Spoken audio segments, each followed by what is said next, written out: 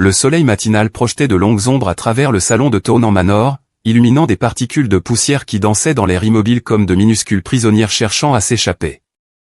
Barbara Townshend était assise, parfaitement droite sur le canapé, les mains croisées sur les genoux, les yeux d'émeraude fixés sur le tapis perçant sous ses pieds. Elle avait appris, au cours de ces 2 années depuis le remariage de son père, que l'immobilité était une forme de survie, que l'invisibilité, bien qu'impossible pour quelqu'un d'une apparence aussi frappante, était ce qu'elle pouvait trouver de plus proche de la sécurité. « Vous n'assisterez pas au bal des Worthington ce soir », annonça Selene, entrant dans la pièce avec la grâce calculée d'une femme qui avait étudié chacun de ses mouvements devant un miroir. La vicomtesse portait une robe de soie bordeaux profond taillée dans la dernière mode londonienne, ses cheveux sombres arrangés en élaboré coil qui avait dû prendre des heures à sa femme de chambre pour être parfait. Elle était belle, reconnut Barbara en silence. Belle comme une poupée de porcelaine et belle, froide, parfaite et absolument creuse. « Mais père a dit. » Commença Barbara, sa voix à peine audible. « Votre père. » L'interrompit Selene, ses lèvres formant un sourire qui n'atteignait jamais ses yeux, à reconsidérer la question. « Il est d'accord avec moi que votre présence serait inappropriée compte tenu des circonstances récentes. » Le cœur de Barbara se serra. Il n'y avait pas de circonstances récentes. Il n'y en avait jamais.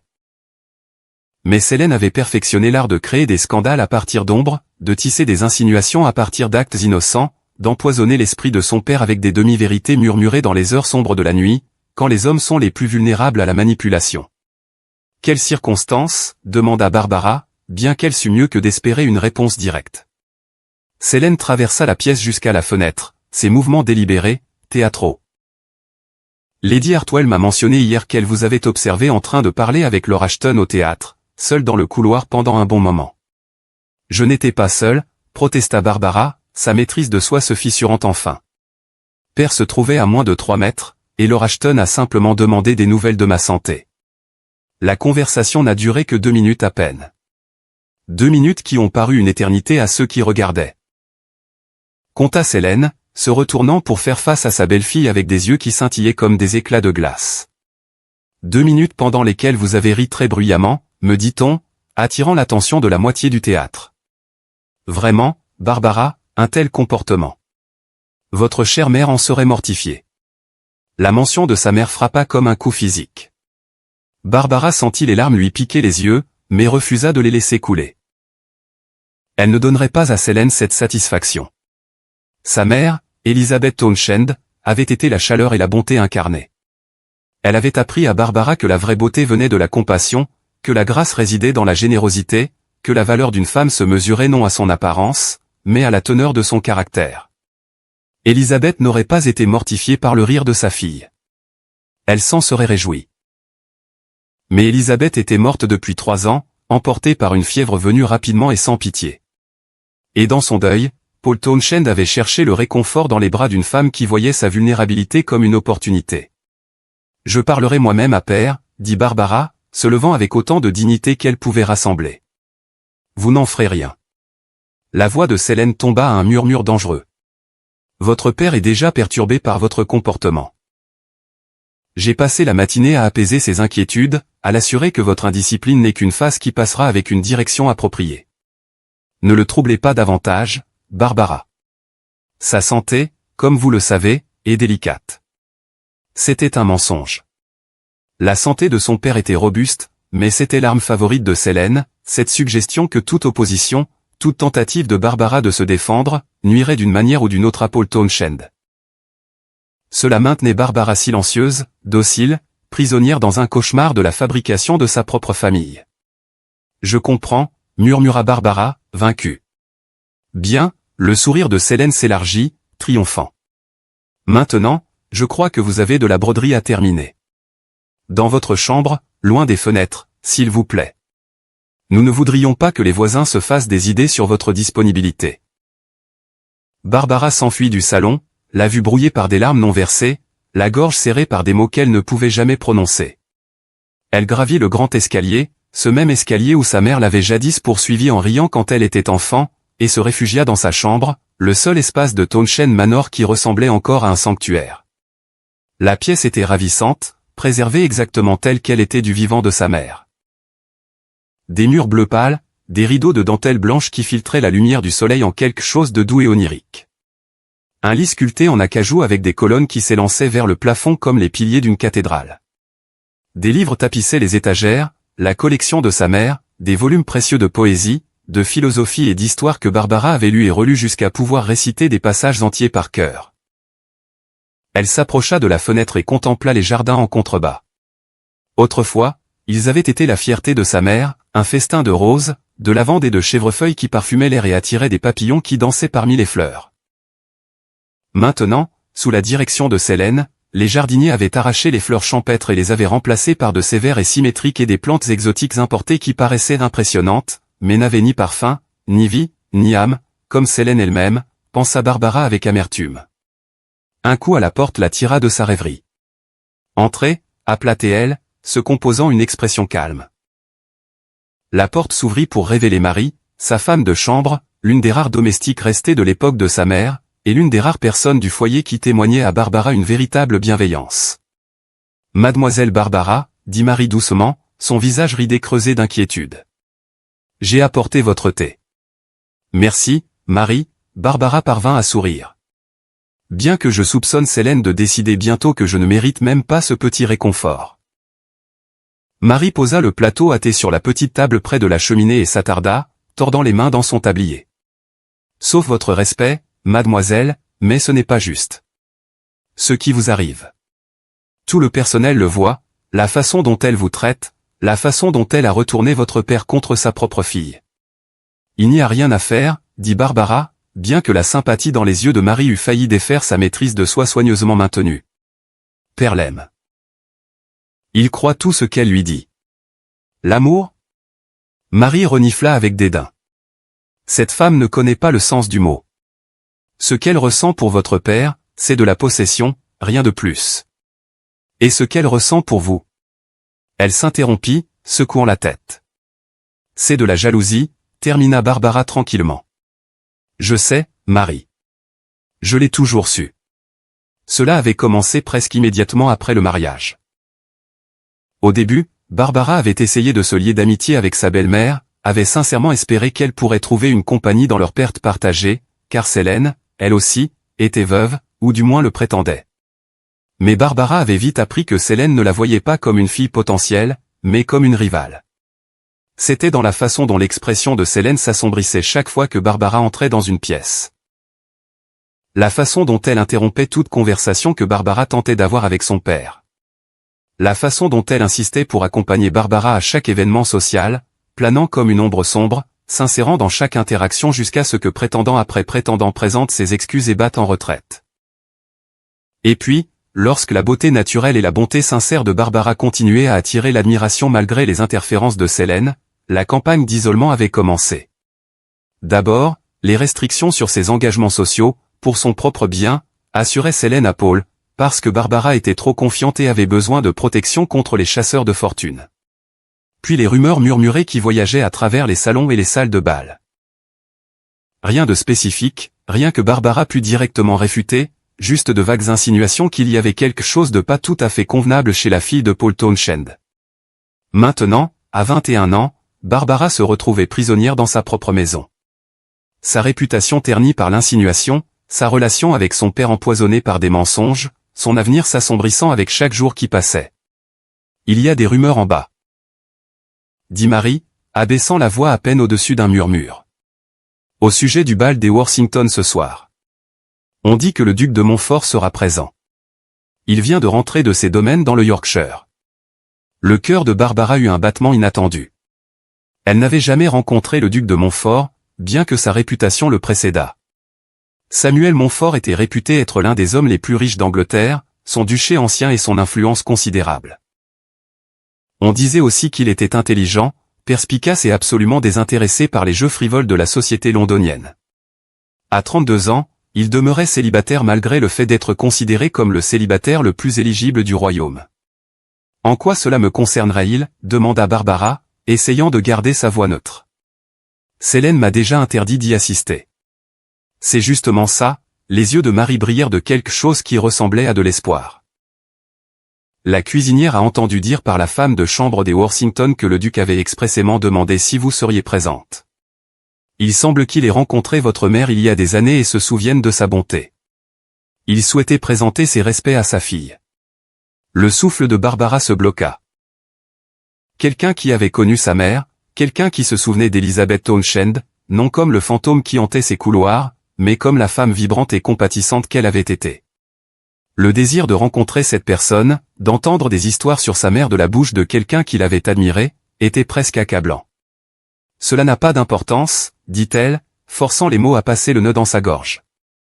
Célène ne le permettra jamais. Peut-être, dit Marie lentement.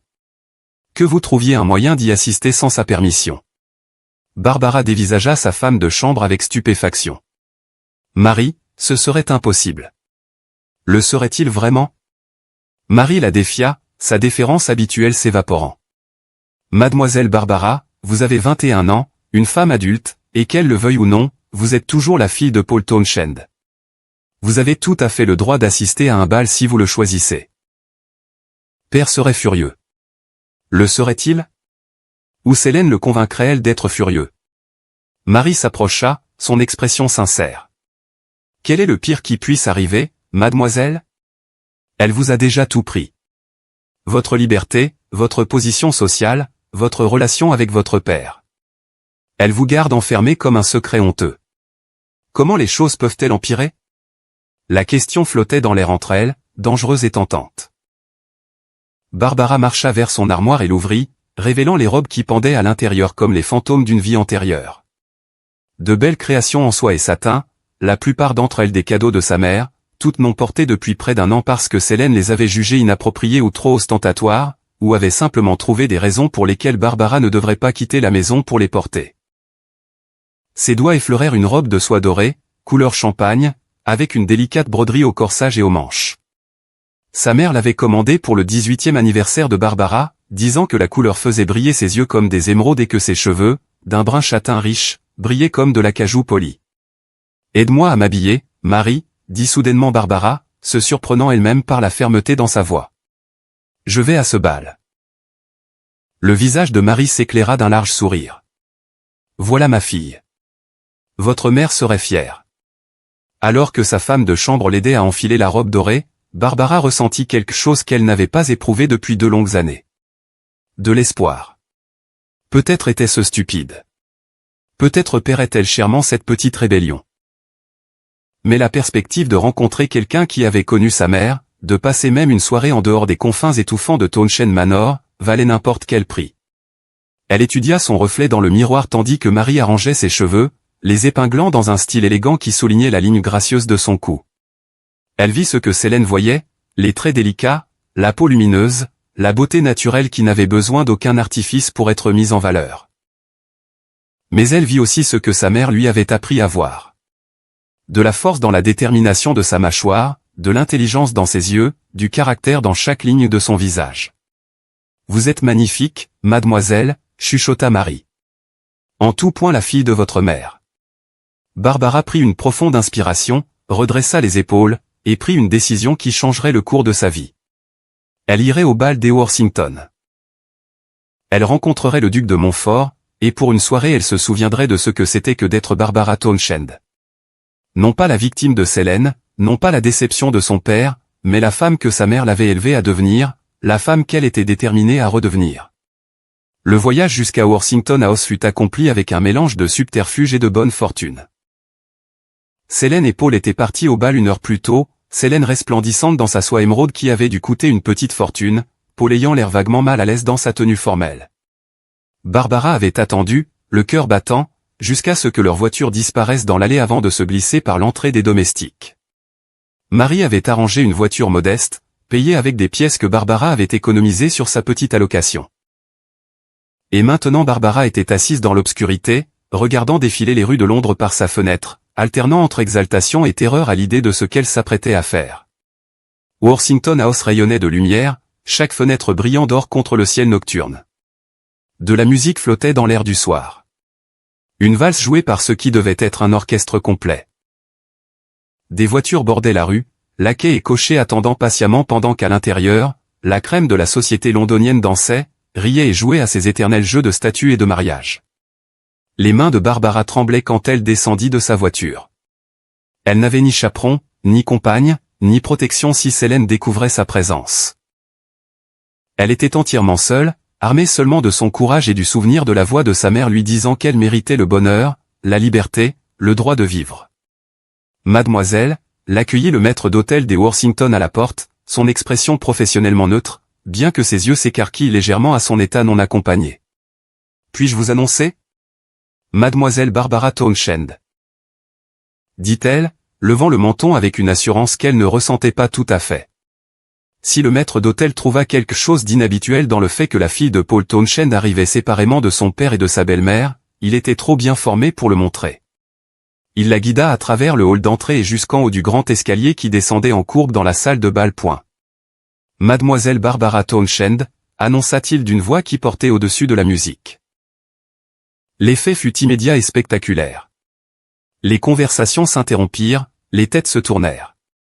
L'orchestre continuait de jouer, mais la moitié des danseurs semblaient avoir perdu leur rythme, trébuchant légèrement en regardant la jeune femme debout en haut des marches. Barbara descendit lentement, acutement consciente de chaque regard posé sur elle. Elle vit des visages familiers, des dames qu'elle avait autrefois appelées amies, des messieurs qui lui avaient jadis fait la cour, des matrones qui avaient connu sa mère. Elle vit de la surprise, de la spéculation, et sur certains visages, un plaisir sincère à son apparition inattendue. Elle vit aussi Selene. Sa belle-mère se tenait près de la table des rafraîchissements, un verre de champagne gelé à mi-chemin jusqu'à ses lèvres, son visage transformé en un masque d'une rage si pure que Barbara faillit faire demi-tour et fuir. À côté d'elle, Paul Townshend avait l'air simplement perplexe, son front plissé en essayant de comprendre la présence de sa fille. Mais avant que Selene pût se déplacer, avant que le moment pût se briser, un homme s'avança de la foule. Il était grand, facilement plus d'1,80 m, avec de larges épaules que son habit de soirée soulignait plutôt que ne dissimulait. Ses cheveux étaient sombres, presque noirs, et ses yeux, lorsqu'ils rencontrèrent ceux de Barbara, étaient d'un bleu saisissant qui semblait voir directement à travers sa maîtrise de soi soigneusement maintenue jusqu'à la femme effrayée qui se trouvait en dessous. Ses traits étaient forts, aristocratiques, beaux d'une façon qui suggérait le caractère plutôt que la simple symétrie. Mademoiselle Townshend, dit-il, sa voix profonde et chaleureuse, alors qu'il atteignait le bas de l'escalier et lui offrait la main. Je suis Samuel Montfort. J'avais espéré avoir l'honneur de vous rencontrer ce soir. Puis-je avoir le plaisir de cette danse? Le souffle de Barbara se bloqua. Le duc de Montfort. Ici, maintenant. Lui offrant sa main, et qu'il le sût ou non, sa protection contre la colère de Selene. Elle posa sa main dans la sienne, sentant la force dans ses doigts lorsqu'ils se refermèrent sur les siens. L'honneur est pour moi, votre grâce, parvint-elle à dire, et le laissa la conduire sur la piste de danse. Alors que la musique s'enflait et que le bras de Samuel Montfort s'enroulait autour de sa taille, Barbara aperçut le visage de Selene dans la foule. Sa belle-mère avait l'air d'avoir avalé du poison. Et à ce moment-là, alors que le duc l'entraînait dans la valse avec une grâce assurée, Barbara ne put s'empêcher de sourire. Pour la première fois depuis 2 ans, elle se sentait elle-même à nouveau. Samuel Montfort n'était pas un homme facilement impressionné. À 32 ans, il avait passé plus d'une décennie à naviguer dans les eaux traîtresses de la société londonienne, à repousser des mères ambitieuses et leurs filles calculatrices, à distinguer le vrai caractère des performances rodées, et à développer une réputation de pouvoir percer les tromperies avec une précision déconcertante. C'était une compétence née de la nécessité. Quand on éduque avec une richesse et une influence considérables, on apprend rapidement que la plupart des sourires sont fabriqués et que la plupart des compliments sont monnaie courante. Mais alors qu'il tenait Barbara Townshend dans ses bras, glissant à travers la salle de bal des Worthington en mesure ternaire, Samuel se trouva sincèrement captivé, non pas par sa beauté, bien qu'elle fût indubitablement ravissante. La robe dorée faisait ressortir la chaleur de sa peau, et ses cheveux châtains captaient la lumière des bougies d'une façon qui les faisait sembler briller de l'intérieur. Non, ce qui retenait son attention était quelque chose de bien plus convaincant, la contradiction entre la grâce avec laquelle elle se déplaçait et l'ombre de peur qui vacillait dans ses remarquables yeux verts. « Vous dansez merveilleusement, mademoiselle Townshend. » observa-t-il, notant comment elle suivait sa conduite sans effort, comme s'ils eussent été partenaires 100 fois auparavant. « Merci, votre grâce. Ma mère insistait que j'ai la meilleure instruction possible. » Un petit sourire effleura ses lèvres au souvenir, mais il s'effaça rapidement, remplacé par une lassitude qui semblait en décalage avec le cadre social. Votre mère était Lady Elizabeth Thornton avant son mariage, n'est-ce pas? Samuel la guida dans un tour, utilisant le mouvement pour les éloigner des yeux attentifs qu'il avait remarqué suivre chacun de leurs gestes, en particulier ceux de la vicomtesse en soie émeraude, dont l'expression aurait pu faire cailler du lait. Les yeux de Barbara s'écarquillèrent de surprise et de quelque chose qui ressemblait au soulagement. Vous la connaissiez? Brièvement mais de façon mémorable. J'avais dans les 20 ans, fraîchement sorti de Cambridge et absolument convaincu de ma propre importance. Votre mère assistait à une garden party dans le domaine de ma famille. Elle était déjà mariée à votre père à l'époque, et vous étiez une petite fille jouant sur la pelouse. J'ai fait une déclaration pompeuse sur les pauvres, suggérant qu'ils étaient largement responsables de leur propre malheur, et votre mère a très poliment, mais très soigneusement, démantelé chacun de mes arguments. Il sourit au souvenir. Elle l'a fait avec une telle bienveillance que je ne pouvais même pas en être offensé. Je me suis simplement senti instruit.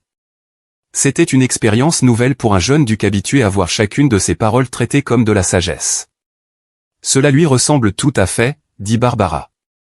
Et cette fois son sourire atteignit ses yeux, transformant son visage de simplement beau en lumineux. Elle croyait que le privilège venait avec la responsabilité, que ceux d'entre nous baignés avec le confort et la sécurité avaient une obligation envers ceux moins fortunés. Une philosophie que vous semblez avoir héritée. Samuel s'était renseigné sur Barbara Townshend avant cette soirée. Ses sources avaient brossé le tableau d'une jeune femme connue pour son travail caritatif, sa bienveillance envers les domestiques, son intérêt sincère pour les gens quelles que soient leurs conditions.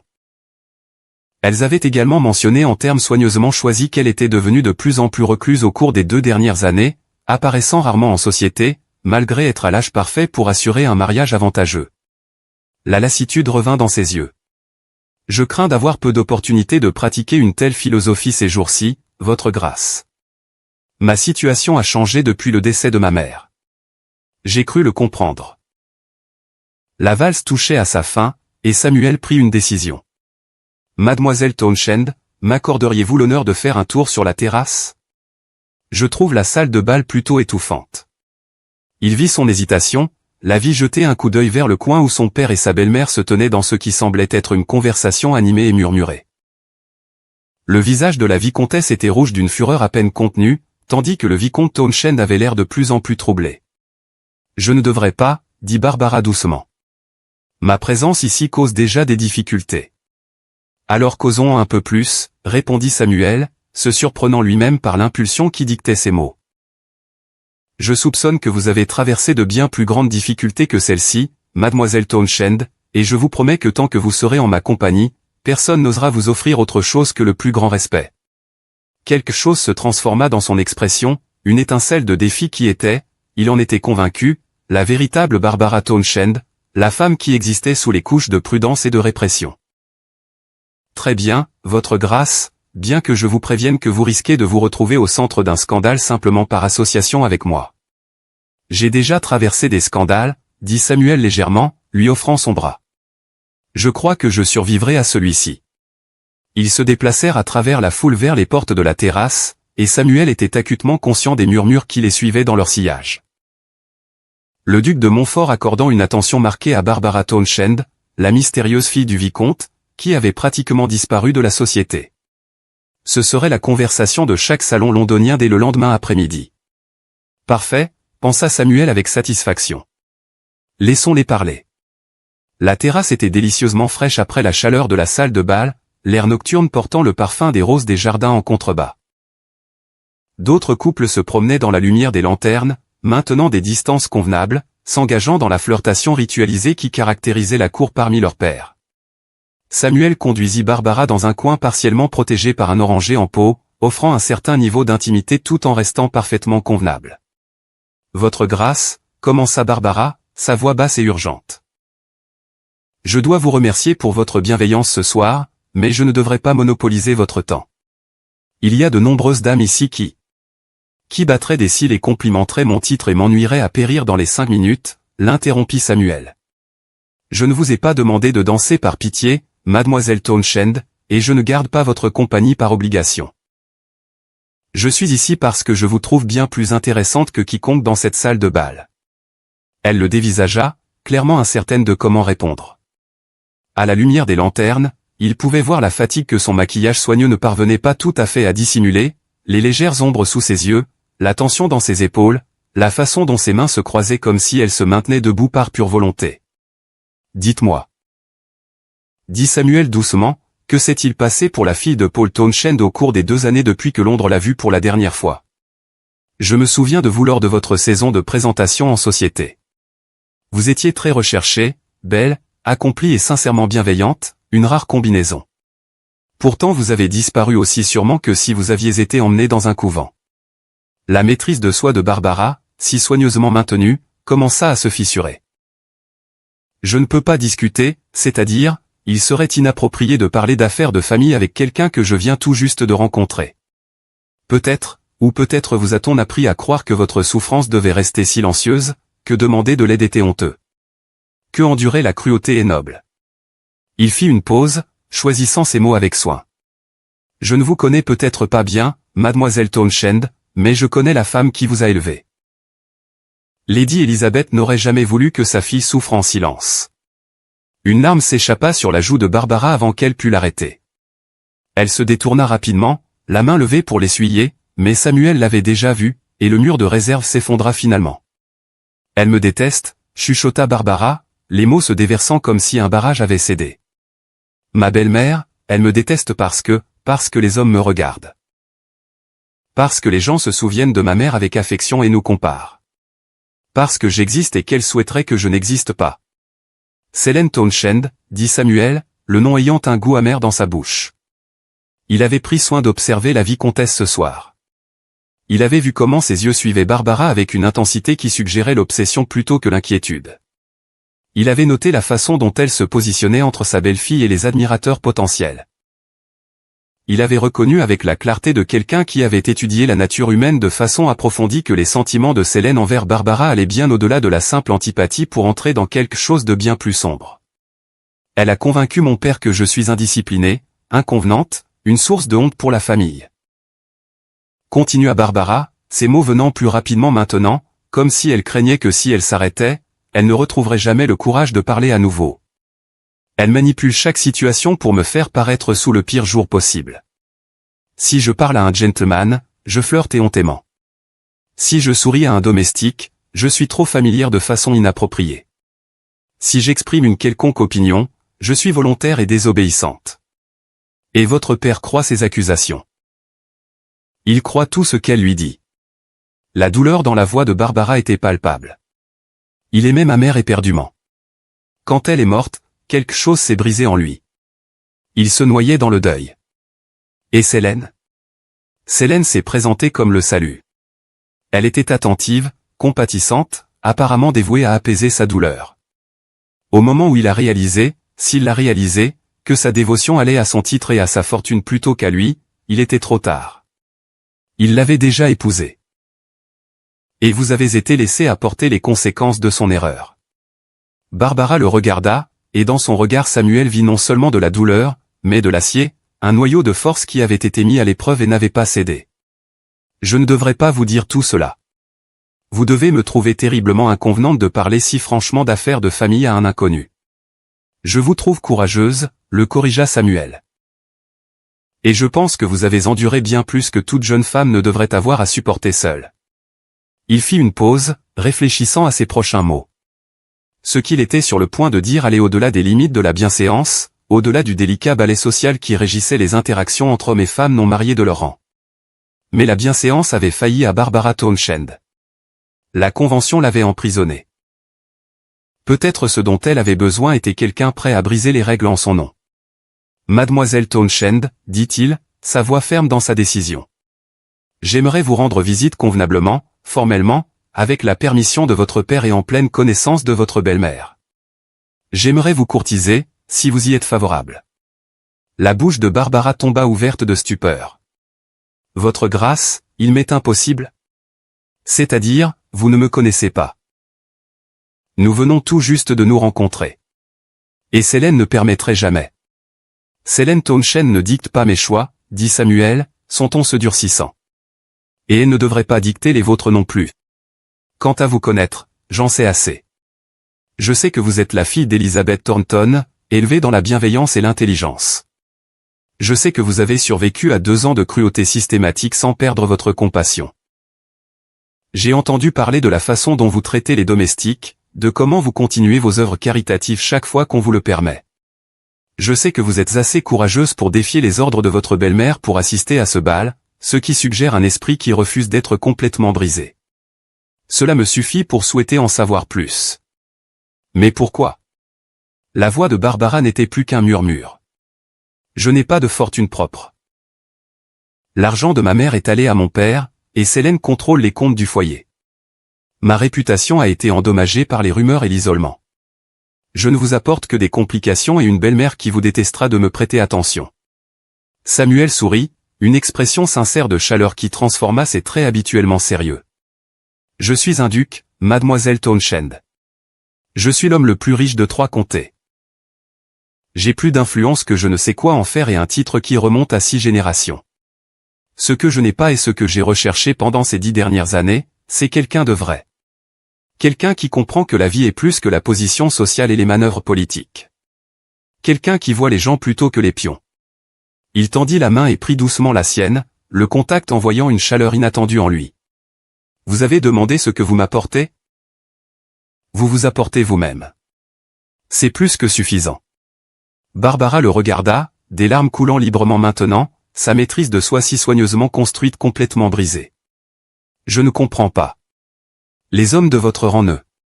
Ils se marient pour les alliances, pour la fortune, pour l'avantage, pas pour l'affection sincère, finit Samuel. C'est peut-être le problème de toute notre société.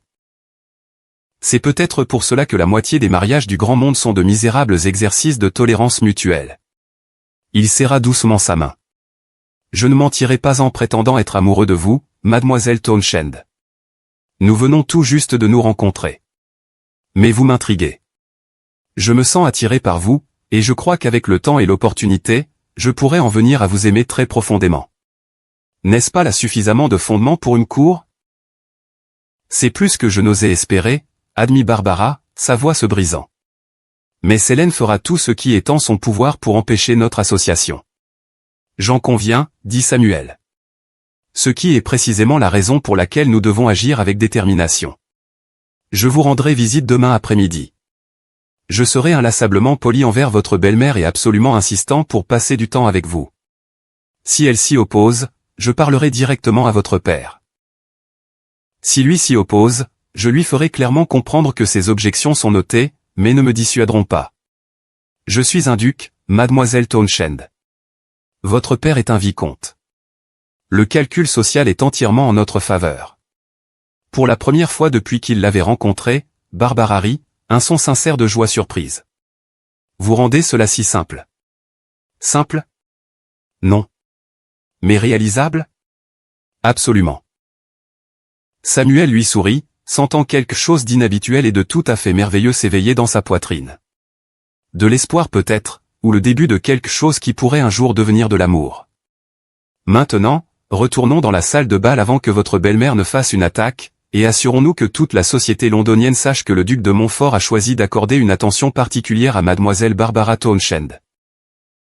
Ils retournèrent dans la salle de bal ensemble, et Samuel l'entraîna immédiatement dans une autre danse, cette fois une danse de campagne qui exigeait qu'ils se séparent et se retrouvent, lui permettant d'observer ses interactions avec les autres partenaires. Il la regarda sourire poliment alors Carrington, vit comment elle naviguait les figures avec une grâce innée, nota comment les yeux des autres gentlemen suivaient ses mouvements avec admiration teintée de curiosité. Il observa aussi Selène Townshend. La vicomtesse se tenait rigide près du mur, son verre de champagne serré si fort que Samuel était surpris qu'il ne se brisa pas. Ses yeux suivaient Barbara avec une intensité qui était presque prédatrice. Et quand la danse ramena Samuel et Barbara ensemble, l'expression de Selène se durcit en quelque chose qui ressemblait beaucoup à de la haine. Bien, pensa Samuel d'un air sombre. Laissons-la haïr. Laissons-la enrager. Cela ne change rien.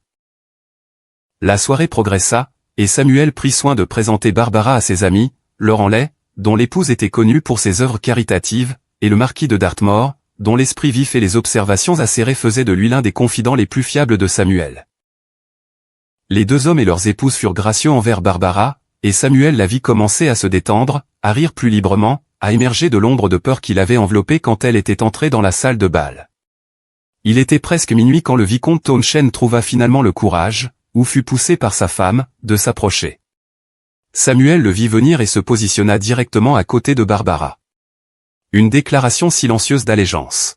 « Barbara » dit Townshend, sa voix tendue, son visage rougi par le vin et le malaise.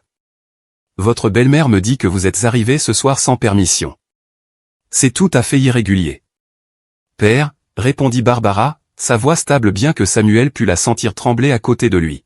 « J'ai reçu une invitation. Étant donné que j'ai 21 ans et ne suis pas marié, il m'a semblé approprié de l'accepter.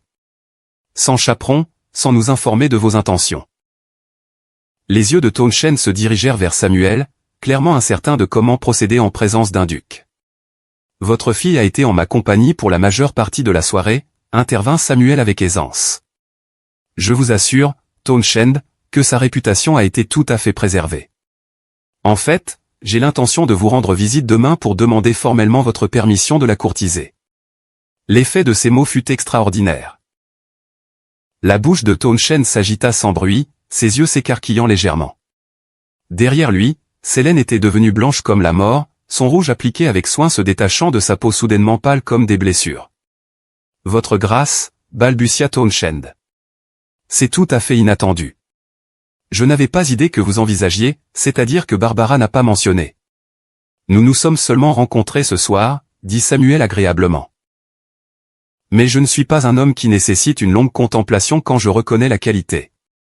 Votre fille est accomplie, intelligente, et possède un caractère qui fait honneur à la mémoire de sa mère. J'aurais l'honneur si vous m'autorisiez à mieux la connaître. Townshend regarda sa femme d'un air impuissant, attendant clairement des instructions. Le visage de Selene avait viré du blanc au rouge marbré, sa mâchoire serrée si fort que Samuel pouvait voir le muscle tressauter sous sa peau.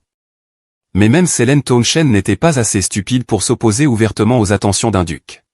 « Bien sûr, votre grâce, » dit Selene à travers des dents serrées qui tentaient de simuler un sourire. « Nous serions honorés de votre intérêt pour notre chère Barbara. » Notre chère Barbara. La formule possessive fit frissonner Samuel. Barbara ne leur appartenait pas. Elle était prise en otage par eux. « Excellent, » dit Samuel. « Alors je me présenterai à 3 heures demain après-midi. Mademoiselle Townshend, seriez-vous disponible à cette heure-là? » Je veillerai à ce qu'elle le soit, répondit Selene avant que Barbara pût parler, ses yeux promettant des représailles même si sa voix ruisselait d'un miel factice. Samuel l'ignora, gardant son attention fixée sur Barbara. Mademoiselle Townshend. Barbara leva le menton, et Samuel vit la femme qu'elle pourrait devenir si elle était libérée de l'influence de Selene. Forte, confiante, magnifique. J'attends cela avec impatience, votre grâce. La soirée se termina peu après, Barbara partant dans sa modeste voiture de location avant que son père et sa belle-mère ne puissent insister pour qu'elle rentre avec eux. Samuel la regarda partir, puis délibérément fit le tour de la salle de bal une fois de plus, s'assurant de mentionner à Lady Hartwell, à Madame Pennington et à la duchesse de Somerset, les 3 plus grandes commères de Londres, qu'il était tout à fait séduit par Mademoiselle Townshend et avait l'intention de poursuivre une cour. Dès le lendemain soir, tout Londres le saurait, et cette connaissance serait la protection de Barbara. Alors que la propre voiture de Samuel le portait à travers les rues sombres vers chez lui, il réfléchit aux événements de la soirée. Il était venu au bal des Worthington avec une légère curiosité et une vague intention de présenter ses respects à la fille de son ancienne connaissance. Il repartait avec quelque chose de bien plus significatif. Un but. Samuel Montfort avait passé 12 ans comme duc, apprenant à gérer des domaines, naviguer en politique et remplir les obligations de son rang, mais il n'avait jamais eu le sentiment d'être vraiment nécessaire. Ses locataires avaient besoin de sa gestion, oui, et le Parlement avait besoin de son vote, mais personne n'avait besoin de lui, Samuel, l'homme sous le titre. Barbara Townshend avait besoin de lui. Non pas de son titre, ni de sa richesse, ni de son influence, bien que toutes ces choses aideraient. Elle avait besoin que quelqu'un la voie vraiment, se tienne à ses côtés, lui dise qu'elle méritait qu'on se batte pour elle. Et Samuel découvrit, à sa propre surprise, qu'il avait besoin d'elle aussi. Il avait besoin de son honnêteté dans un monde de tromperie. Il avait besoin de sa bonté dans une société qui prisait l'esprit plus que la compassion. Il avait besoin de son courage. Le courage de quelqu'un qui continuait d'être bon malgré toutes les raisons de devenir amer. Demain il commencerait la campagne pour gagner non seulement sa main, mais son cœur, et pour la libérer de la cage dorée qui l'emprisonnait. Selene Townshend se battrait contre lui à chaque étape. Samuel en était certain. Mais la vicomtesse avait commis une erreur critique. Elle avait supposé que sa cruauté envers Barbara resterait cachée, que les murs de Townshend Manor garderaient son secret en sécurité. Elle n'avait pas compté sur Samuel Montfort, et elle n'avait pas compté sur le fait qu'un duc qui avait finalement trouvé quelque chose pour lequel se battre était un adversaire formidable. Le matin suivant le bal des Worthington se leva gris et froid, avec la pluie menaçant depuis des nuages qui planaient bas sur Londres comme une couverture alourdie. Barbara se réveilla au son de voix élevées, la basse grave de son père et les tons plus aigus et tranchants de Selene qui transperçaient les murs de sa chambre comme des couteaux. Elle s'y était attendue, avait su, même en dansant dans les bras de Samuel Montfort, qu'il y aurait des conséquences pour son défi. Mais le souvenir de la soirée, la bienveillance dans les yeux du duc, la chaleur de sa main tenant la sienne, la promesse révolutionnaire qu'elle pourrait mériter que l'on se batte pour elle, lui donnait une force qu'elle ne savait pas posséder. Marie entra sans frapper, son visage pâle d'inquiétude. Mademoiselle Barbara, son seigneurie est dans un état terrible. Elle n'arrête pas depuis l'aube. Votre père a essayé de la calmer, mais elle est inconsolable. Que dit-elle? Demanda Barbara, bien qu'elle pût deviner. Que vous avez humilié la famille. Que vous avez manipulé le duc pour qu'il vous prête attention. Que vous essayez de ruiner sa position dans la société. Marie s'approcha de l'armoire, sortant une robe de mousseline grise du matin. Elle dit aussi, sauf votre respect mademoiselle, que l'intérêt du duc ne peut absolument pas être sincère, que vous avez dû user d'un comportement inapproprié pour capturer son attention. Barbara sentit la chaleur monter dans ses joues, non pas de honte, mais de colère. Bien sûr, Selene tournerait la situation en quelque chose de sordide. La vicomtesse ne pouvait concevoir qu'un homme soit sincèrement attiré par le caractère de Barbara, alors elle inventait un scandale là où il n'en existait pas. « Aide-moi à m'habiller, Marie, » dit Barbara tranquillement. « Si je dois faire face au dragon, je devrais au moins être convenablement armée. » 20 minutes plus tard, habillée et apprêtée avec autant de dignité que ses mains tremblantes le permettaient, Barbara descendit les escaliers jusqu'à la salle du matin, où le petit déjeuner était habituellement servi. Elle pouvait entendre la voix de Selene s'élever à son approche. Complètement incontrôlable. « Paul, vous devez voir que cela ne peut pas continuer. Cette fille est volontaire, désobéissante, et maintenant elle essaie de piéger un duc dans le mariage par les stratagèmes les plus évidents. Maintenant, ma chère, la voix de Paul Townshend était lourdement lasse. C'est le duc qui a approché Barbara, pas l'inverse. Lord Dartmoor lui-même m'a dit que Montfort était tout à fait séduit par elle. Sûrement c'est une bonne chose. Un duc, Selene. Notre fille pourrait être une duchesse. Elle n'est pas votre fille, siffla Selene. Et Barbara se figea à l'extérieur de la porte, la main sur la poignée, le cœur battant si fort qu'elle pensait qu'il pourrait jaillir de sa poitrine. Elle est la progéniture de cette femme moralisatrice qui vous avait enroulé autour de son petit doigt. La précieuse fille d'Élisabeth que tout le monde me compare. Le parfait ange d'Élisabeth qui me fait paraître comme le méchant simplement en existant. Il y eut un long silence. Puis la voix de Paul, plus froide que Barbara ne l'avait entendue depuis des années. Vous ne parlerez pas d'Élisabeth de cette façon. Ou quoi? Le rire de Selene était cassant, teinté d'hystérie. Vous défendrez sa mémoire. Vous prendrez le parti de votre fille contre moi. Nous savons tous deux que vous ne le ferez pas, Paul. Vous avez besoin de moi. Vous avez besoin de ce que je vous apporte. Les connexions sociales, la respectabilité, l'apparence d'un foyer convenable.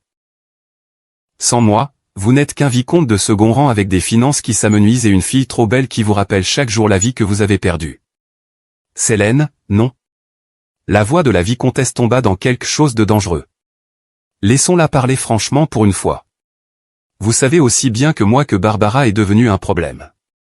Elle est trop belle, trop accomplie, trop semblable à Élisabeth. Les gens la regardent et voient ce que je ne suis pas. Les gentlemen l'entourent et remarquent à peine ma présence. Même les domestiques la préfèrent à moi. J'ai vu comment ils la regardent avec sympathie, comme si j'étais la méchante belle-mère dans un conte de fées. Peut-être, dit Paul lentement, et le cœur de Barbara se brisa à la douleur dans sa voix. Parce que vous avez été cruel envers elle. J'ai essayé de ne pas voir, Selene. Je me suis dit que votre discipline était pour le bien de Barbara. Que vos restrictions étaient raisonnables. Mais hier soir quand je l'ai vue dans cette salle de bal, vraiment vue pour la première fois depuis 2 ans, j'ai réalisé ce que j'ai fait, ce que je vous ai laissé faire. Le souffle de Barbara se bloqua. Était-il possible? Son père commençait-il enfin à voir la vérité? Ce que vous m'avez laissé faire? La voix de Selene monta jusqu'à un cri. J'ai sauvé cette famille du scandale.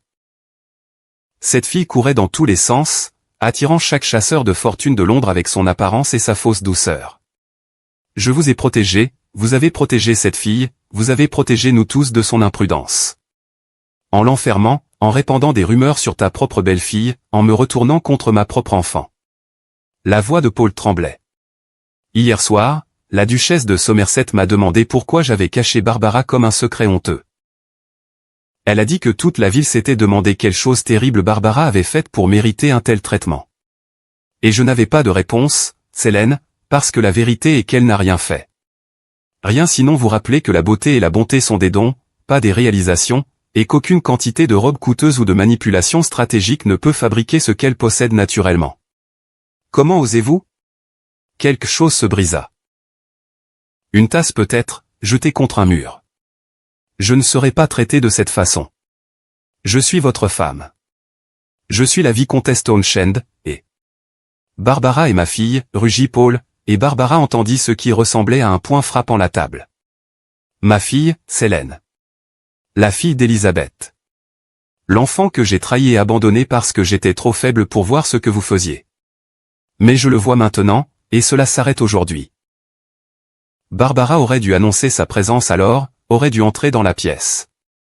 Mais elle resta figée, à peine respirant alors que son père, finalement, prenait sa défense. Vous faites une erreur, dit Selene, sa voix redevenant froide et calculatrice. Si vous vous rangez de son côté, si vous permettez à cette cour avec Montfort de se poursuivre, vous le regretterez.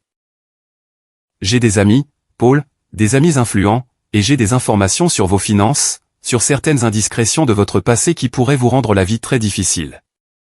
Vous me menacez? La voix de Paul était mortellement calme. Je vous rappelle la réalité.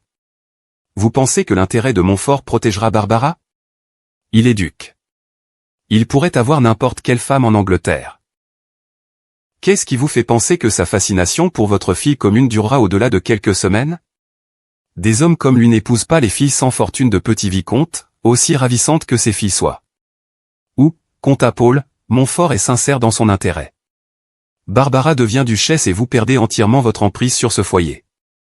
Ce qui vous terrifie vraiment, n'est-ce pas? Non pas que Barbara soit blessée, mais qu'elle soit heureuse. Qu'elle réussisse malgré vos efforts pour la détruire. Barbara entendit des pas Selene faisant les 100 pas, très probablement en essayant de reprendre le contrôle de la conversation. Quand la vicomtesse parla à nouveau, sa voix avait changé, devenant plus douce, plus séduisante. C'était la voix que Barbara l'avait entendue utiliser sur Paul d'innombrables fois. La voix qui la transformait de harpie en sirène. Paul, mon chéri, vous êtes bouleversé. Ce qui est compréhensible. Ce fut une soirée difficile pour nous tous. Mais sûrement vous savez que je ne veux que le meilleur pour cette famille, pour vous? Le bruit de tissu froissé de Selene s'approchant de lui. Je vous aime. Tout ce que je fais est par amour pour vous. Ne le voyez-vous pas? N'essayez pas, la voix de Paul était ferme. N'essayez pas de me manipuler, Selene. Pas maintenant. Pas quand je vois enfin clairement. Vous voyez ce que vous voulez voir. Toute prétention de douceur disparut de la voix de Selene. Bien. Permettez la cour. Laissez Montfort danser l'attention autour de votre précieuse fille. Mais marquez mes paroles, Paul. Je ne leur faciliterai pas la tâche. Si Barbara veut le duc, elle devra le mériter. Et je regarderai chaque instant, attendant qu'elle commette une erreur. Une faux pas, une inconvenance, un moment que je peux tordre en scandale, et je détruirai toute chance qu'elle a de bonheur. Cela je vous le jure. Barbara en avait assez entendu. Elle poussa la porte et entra dans la salle du matin, la tête haute, les mains stables malgré le tumulte dans son cœur. Son père et Selène se retournèrent pour la regarder. Paul avait l'air épuisé, plus vieux que ses 45 ans, son visage marqué par la culpabilité et le regret. Selène ressemblait à un animal acculé. Toujours belle, mais avec quelque chose de féroce dans les yeux qui glaça le sang de Barbara. « Bonjour, père, dit Barbara calmement. Selène. Elle n'utilisa délibérément pas le titre de belle-mère. Un petit acte de défi qui fit se rétrécir les yeux de Selène de façon dangereuse. Bar. Paul s'avança, ses mains atteignant vers elle, puis retombant sans force à ses côtés. Ma chère enfant, je ne sais pas quoi dire. Sa voix se brisa. J'ai été un père terrible pour vous. Vous avez été un mari en deuil, dit Barbara doucement, bien que sa gorge fût serrée par l'émotion. Maman vous manquait. Je comprends cela, père. Elle me manque aussi. Chaque jour. Cela ne m'excuse pas, Paul secoua la tête. J'aurais dû vous protéger. Des rumeurs, de l'isolement, de... Son regard glissa vers Selène, qui se tenait silencieuse et rigide, son visage un masque de fureur à peine contenu. J'aurais dû faire attention. Vous faites attention maintenant, dit Barbara. C'est ce qui compte. Comme c'est touchant, intervint Selène, sa voix ruisselant de venin. La fille prodigue revient, et soudain tout est pardonné. Comme c'est commode. Juste à temps pour la visite du duc cet après-midi. À ce sujet, dit Paul, redressant ses épaules comme pour préparer une bataille. Barbara recevra le duc dans le salon. Vous et moi, Selène, serons présents en tant que chaperons. Mais nous n'interférerons pas. Nous serons courtois, accueillants, et nous donnerons à Barbara l'opportunité de mieux connaître Montfort. Il fit une pause, choisissant soigneusement ses mots. Sans interférence indue. Interférence indue, répéta Selène platement. C'est ainsi que vous appelez la supervision appropriée d'une jeune femme non mariée? Je l'appelle ce qu'elle est, offrir à ma fille la chance que j'aurais dû lui donner il y a 2 ans, la chance d'être courtisée, admirée, de faire ses propres choix concernant son avenir. Paul se déplaça vers le côté de Barbara, et bien qu'il ne l'embrassât pas tout à fait, le geste de solidarité était clair. Et si Montfort se révèle indigne d'elle, c'est moi qui les conduirai. Pas vous. La maîtrise de soi de Selène s'effondra finalement. Vous le regretterez, cracha-t-elle, toute prétention de civilité abandonnée. Vous deux, vous le regretterez. Je vous ai fait, Paul Townshend. Votre position dans la société, vos connexions, votre respectabilité, tout cela vient à travers moi. Sans moi, vous n'êtes rien. Et votre fille, elle tourna son regard vicieux vers Barbara. Votre fille est une fille stupide qui joue à être sophistiquée. Montfort la verra à travers bientôt, et quand il le fera, elle n'aura rien. Aucune perspective, aucune réputation, rien d'autre que le souvenir d'un duc qui a eu pitié d'elle pour une soirée et s'est ensuite tourné vers quelqu'un de plus convenable. Si c'est ce que vous croyez vraiment, dit Barbara, surprise par la stabilité de sa propre voix, alors vous n'avez rien à craindre de cette cour. Elle se terminera naturellement, et je ne serai aucune menace pour vous. Mais vous ne le croyez pas, siffla Selène, s'approchant. Vous pensez qu'il se soucie vraiment de vous? Vous pensez que votre joli visage et le souvenir de votre mère morte suffiront à retenir l'attention d'un duc? Vous vous trompez. Les hommes comme Samuel Montfort se marient pour l'alliance et l'avantage. Ils n'épousent pas les filles sans fortune de petits vicomtes, aussi ravissantes que ces filles soient. Alors voyons, répondit Barbara. Si vous avez raison, vous aurez la satisfaction de me voir échouer. Et si vous avez tort? Elle fit une pause, se permettant un petit sourire. Je suppose que nous apprendrons tous quelque chose sur ce qui compte vraiment pour les hommes de qualité. Le regard que Selène lui lança alors était d'une haine pure, si intense que Barbara recula d'un pas. Elle avait su que sa belle-mère la détestait, avait même compris que la jalousie jouait un rôle dans cette antipathie. Mais c'était quelque chose d'entièrement différent, une haine si profonde et si dévorante qu'elle semblait rayonner de Selène comme la chaleur d'un feu. Ce n'est pas fini, dit Selène doucement, sa voix d'autant plus menaçante pour sa quiétude. Vous croyez avoir gagné parce que votre père a finalement trouvé un peu de courage. Vous croyez que l'intérêt du duc vous protège. Mais j'ai 2 ans de pratique à vous rendre la vie misérable, Barbara. 2 ans d'apprentissage pour savoir exactement quelle pression exercer, quelle peur exploiter, quelle faiblesse cibler. Et maintenant, au lieu de devoir cacher mes actions, j'aurai une raison légitime de scruter chacune de vos interactions avec Montfort. Une seule erreur, juste une, et je veillerai à ce qu'il vous voie exactement comme je vous vois, une enfant manipulatrice jouant à des jeux bien au-delà de sa compréhension. Sur ces mots, Célène sortit de la pièce en balayant, ses jupes de soie froissant comme l'avertissement du cliquetis d'un serpent. Les genoux de Barbara se dérobèrent, et elle se laissa tomber dans la chaise la plus proche.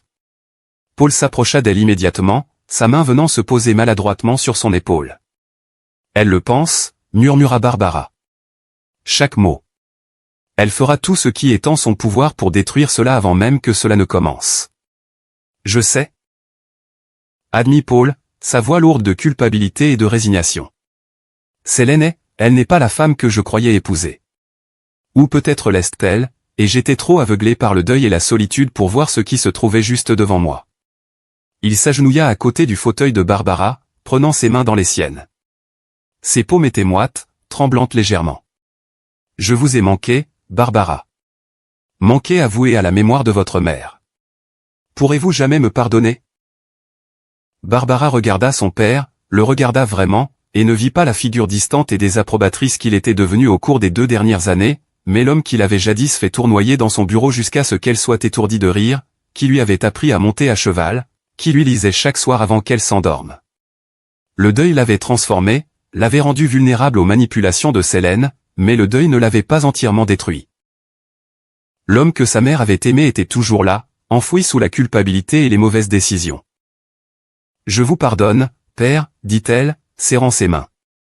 Mais maintenant soyons pratiques. Célène fera tout ce qu'elle peut pour saboter ma cour avec le duc. Nous devons nous préparer. » Paul hocha lentement la tête, se relevant. « Je parlerai au personnel.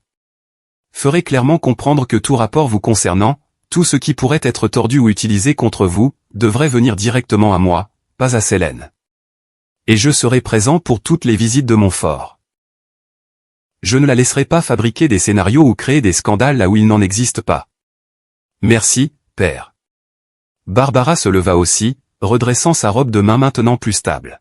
« Mais nous devrions nous préparer à la possibilité que Célène agisse en dehors du foyer. Elle a mentionné avoir des amis influents. Que entendait-elle par là ?»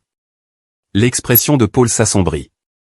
Lady Whitmore principalement, une veuve avec plus d'argent que de bon sens et une langue venimeuse. Elle et Célène se sont rapprochées cette dernière année. Je soupçonne que Célène lui a fourni des commérages, construisant des alliances au cas où elle en aurait besoin. Si Célène veut répandre des rumeurs sur vous et Montfort, Lady Whitmore serait son arme principale. Alors nous avons besoin de nos propres alliés, réfléchit Barbara. Il vaut peut-être mieux faire confiance à Montfort pour gérer ses propres cercles, suggéra Paul. C'est un duc, Barbara. Son influence sociale dépasse de loin ce que Célène peut rassembler. S'il est sincère dans son intérêt, et je le crois, après avoir parlé avec plusieurs gentlemen qui ont été témoins de son attention envers vous, alors il sera conscient du potentiel de rumeurs et prendra des mesures pour protéger votre réputation. C'était un conseil judicieux, et Barbara acquiesça. Mais alors qu'elle s'excusait pour se préparer à la visite du duc dans l'après-midi, elle ne pouvait pas se défaire de l'image du visage de Célène dans ce moment final.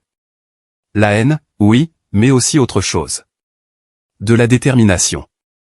La vicomtesse n'était pas devenue la femme qu'elle était en acceptant la défaite avec grâce. Elle s'était frayé un chemin depuis veuve obscure jusqu'à vicomtesse Townshend par la manipulation et la cruauté stratégique.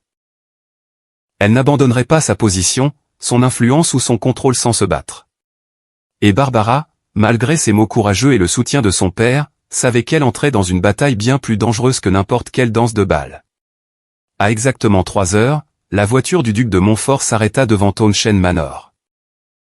Barbara observait depuis la fenêtre de sa chambre alors que Samuel descendait, ressemblant à tous égards à un aristocrate dans son manteau parfaitement taillé et son cravate immaculée. Mais c'était l'expression sur son visage qui attira son attention, déterminée, presque sévère, comme s'il se préparait pour le combat plutôt que pour une visite sociale. Peut-être l'était-il. Marie avait habillé Barbara dans une robe de mousseline bleue douce qui faisait ressortir le vert de ses yeux et avait arrangé ses cheveux dans un style simple mais élégant qui soulignait la ligne gracieuse de son cou. « Vous êtes magnifique, mademoiselle », murmura Marie. « Aussi belle que je ne vous ai jamais vue. » Barbara étudia son reflet et vit non pas la beauté mais une armure. La poudre soigneusement appliquée qui cachait les ombres sous ses yeux, les épingles stratégiques qui faisaient paraître ses cheveux élaborés sans effort alors qu'ils avaient en réalité pris 40 minutes pour être ainsi coiffés, la robe qui flattait sa silhouette tout en restant entièrement convenable et modeste. Elle se préparait pour la guerre, comme le duc. Le coup à sa porte vint d'un des valets. Mademoiselle Barbara, le duc de Montfort est arrivé et attend dans le salon. Merci, Henri. Veuillez informer son seigneurie que je serai en bas dans un instant. Elle prit une dernière profonde respiration, redressa les épaules, et descendit rencontrer le destin qui l'attendait. Le salon de Townshend Manor avait été l'espace favori de sa mère, décoré dans des teintes apaisantes de crème et d'or, avec de grandes fenêtres qui laissaient entrer une abondance de lumière, et un pianoforte dans le coin qu'Elisabeth jouait magnifiquement. Célène n'avait rien changé à la pièce, et Barbara se demandait souvent si sa belle-mère la laissait telle quelle par respect pour les morts, ou parce qu'elle savait que voir quotidiennement l'espace de sa mère était une forme subtile de torture. Samuel se tenait près de la cheminée, examinant le portrait d'Elisabeth Townshend qui pendait au-dessus du manteau. Il se retourna alors que Barbara entrait, et son expression s'adoucit immédiatement. « Mademoiselle Townshend, dit-il, s'inclinant. Merci de me recevoir. Votre grâce, c'est moi qui suis honoré. » Barbara fit une révérence, acutement consciente de Célène assise dans le coin, son cercle à broder dans les genoux, ses yeux suivant chaque mouvement. Paul se tenait près de la fenêtre, essayant de paraître détendu, mais clairement tendu. « J'espère que cela ne vous dérange pas, » dit Samuel, gesticulant vers le portrait. « Mais j'admirais le portrait de votre mère. L'artiste a capturé sa bonté. Je pense que c'est dans les yeux. Monsieur Hastings l'a peint l'année avant qu'elle ne meure, » répondit Barbara, se déplaçant pour se tenir à côté de lui. Ensemble ils regardèrent le visage d'Elisabeth, éternellement figée à 42 ans, souriant éternellement ce doux sourire. Mère disait qu'il la faisait paraître trop sainte, qu'elle était bien plus imparfaite que le tableau ne le suggérait. Mais père insistait sur cette version, et mère ne pouvait jamais rien lui refuser. Elle était belle, observa Samuel, mais vous lui ressemblez encore plus que le portrait. Le même regard direct dans votre regard, le même soupçon d'acier sous la douceur. C'était un compliment étrange, et Barbara le regarda avec surprise. La plupart des hommes commentaient seulement sa ressemblance physique avec sa mère. Samuel voyait quelque chose de plus profond, des traits de caractère, des qualités essentielles qui allaient au-delà de l'apparence. « Votre grâce est très observateur, dit-elle doucement. »« Je fais du soin à observer attentivement, » répondit Samuel. On ne sait jamais quels détails importants on pourrait manquer autrement. Son regard glissa vers Célène, un regard si bref que Barbara faillit le manquer, mais chargé de sens. « Peut-être pourrions-nous nous asseoir » suggéra Paul, s'avançant avec une gaieté déterminée. « Célène, ma chère, sonnez pour le thé. » L'heure suivante fut un exercice de torture civilisée. Samuel était assis en face de Barbara, maintenant une bienséance parfaite, tout en réussissant à transmettre à travers des regards subtils et des mots soigneusement choisis qu'il était entièrement conscient de l'atmosphère hostile et absolument non découragé par elle. Il parla de ses domaines dans le Yorkshire, de son travail à la Chambre des Lords, de ses intérêts dans la réforme agraire et l'éducation des pauvres, sujets qui révélaient un homme de substance et de véritables préoccupations pour ses responsabilités. Barbara répondit en retour, discutant du travail caritatif qu'elle avait effectué avant son isolement, de son amour de la lecture, de son intérêt pour l'histoire et la philosophie. Elle faisait attention à modérer son enthousiasme. Célène l'avait souvent critiquée pour être trop passionnée par les sujets intellectuels, affirmant que cela la rendait peu féminine, mais Samuel semblait encourager plutôt que décourager ses opinions. « Avez-vous lu l'essai de Monsieur Malthus sur la population » demanda-t-il à un moment. « Je l'ai lu » répondit Barbara, bien que j'ai trouvé ses conclusions plutôt pessimistes.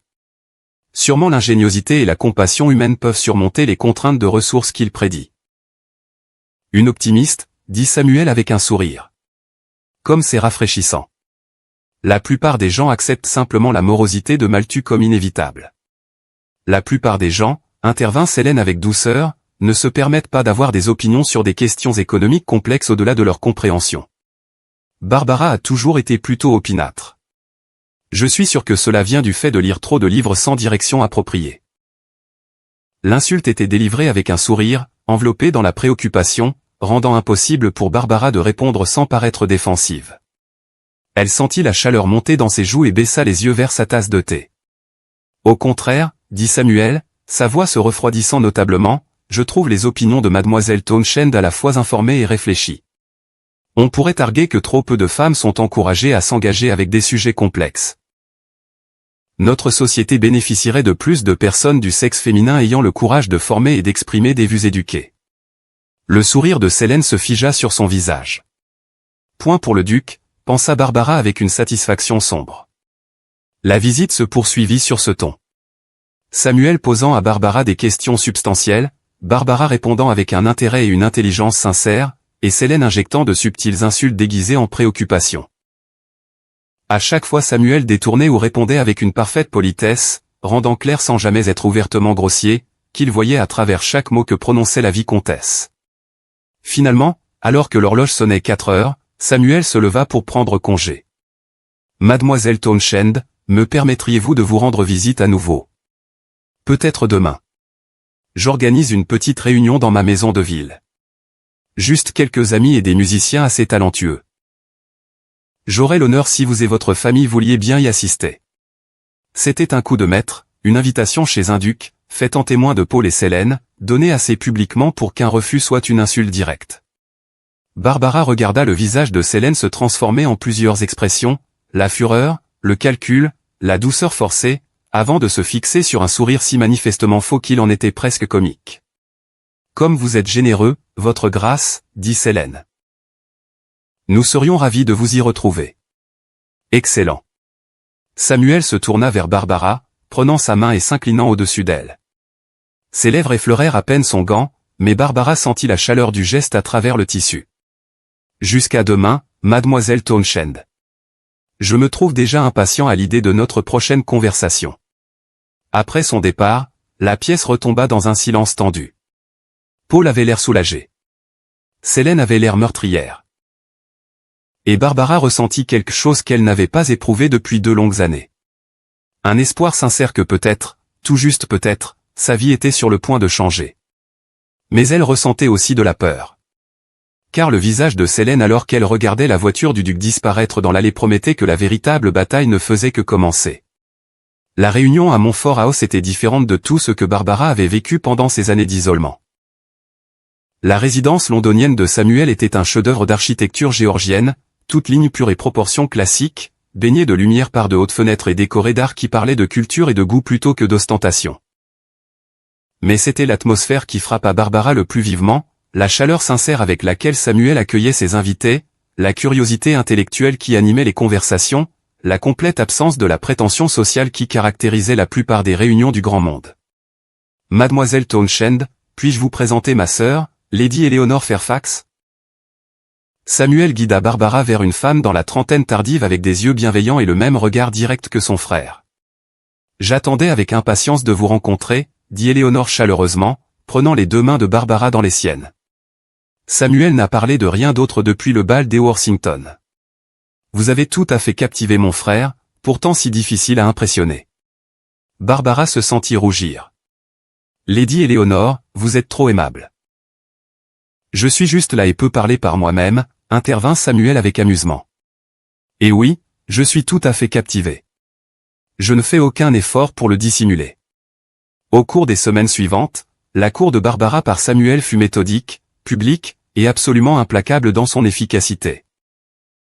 Il lui rendait visite à Townshend Manor 3 fois par semaine, apportant toujours de petits cadeaux, un livre qu'il pensait lui plaire, des fleurs pour son salon, des partitions pour le pianoforte. Il les invitait, elle et sa famille, à des dîners, des concerts et des expositions de galeries, veillant toujours à ce qu'ils soient vus ensemble par les membres les plus influents de la société. Plus important encore, il parlait avec elle, non pas à elle, comme tant d'hommes le faisaient, mais avec elle, demandant ses opinions, défiant ses idées, traitant son intelligence comme un atout plutôt qu'une curiosité. Barbara se trouva tomber amoureuse non pas de son titre ou de sa richesse, ni même de son beau visage, mais de l'homme qui la voyait comme une personne entière plutôt qu'un bel ornement. Mais à chaque jour qui passait, la campagne de sabotage de Selene s'intensifiait. Cela commença par de petites choses. Les plus belles robes de Barbara développaient mystérieusement des déchirures ou des taches juste avant les visites de Samuel. Ses invitations à des événements disparaissaient, pour n'être retrouvées que trop tard pour y répondre. Selene planifiait des engagements conflictuels et exprimait ensuite tout haut sa déception quand Barbara devait choisir entre les deux. Puis les rumeurs commencèrent. Des suggestions murmuraient que Barbara était trop familière avec le duc. Des insinuations que son isolement était dû à un comportement scandaleux. Des sous-entendus qu'elle chassait la fortune, qu'elle avait jeté son dévolu sur Montfort par une manipulation calculée. Lady Whitmore m'a dit quelque chose de très troublant, confia une matrone à une autre en présence de Barbara lors d'une soirée musicale. Elle a entendu de la vicomtesse Townshend elle-même que mademoiselle Barbara s'est montrée tout à fait agressive dans sa poursuite du duc. Apparemment, elle a même assisté au bal des Worthington sans permission, sachant qu'il y serait. Samuel entendit les rumeurs, lui aussi. Bien sûr, la société londonienne était petite, et les commérages voyageaient à la vitesse de la malveillance. Mais au lieu de se retirer, il intensifia ses attentions.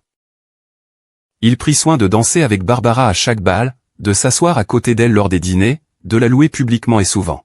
« On dit que je vous pourchasse », lui dit Barbara lors d'un rare moment d'intimité dans le jardin Townshend où Marie se tenait à une distance discrète en tant que chaperon. « Que je vous manipule à travers des ruses féminines. »« Laissons-les le dire », répondit Samuel calmement. « Quiconque me connaît vraiment sait que je ne suis pas un homme qui se laisse manipuler, et ceux qui ne me connaissent pas n'ont pas d'importance. » Il tendit la main et prit la sienne, son pouce effleurant ses jointures dans un geste de réconfort. « Ce qui me préoccupe, c'est votre réputation. Selene est très habile. Elle ne dit rien de directement diffamatoire, elle crée juste une atmosphère de doute, faisant se demander aux gens. Que pouvons-nous faire ? Le sourire de Samuel ressemblait à celui d'un loup. Nous pouvons accélérer les choses. Forcer sa main avant qu'elle ne soit prête. 3 jours plus tard, lors d'un bal organisé par la duchesse de Somerset, Samuel demanda une audience privée avec le père de Barbara. Paul, qui était devenu de plus en plus conscient des machinations de sa femme, et de plus en plus honteux de sa complicité dans les souffrances de Barbara, accepta immédiatement. Ils se retrouvèrent dans la bibliothèque du duc de Somerset, avec le duc et la duchesse présents comme témoins. Samuel fut direct. « Vicomte Townshend, je souhaite épouser votre fille.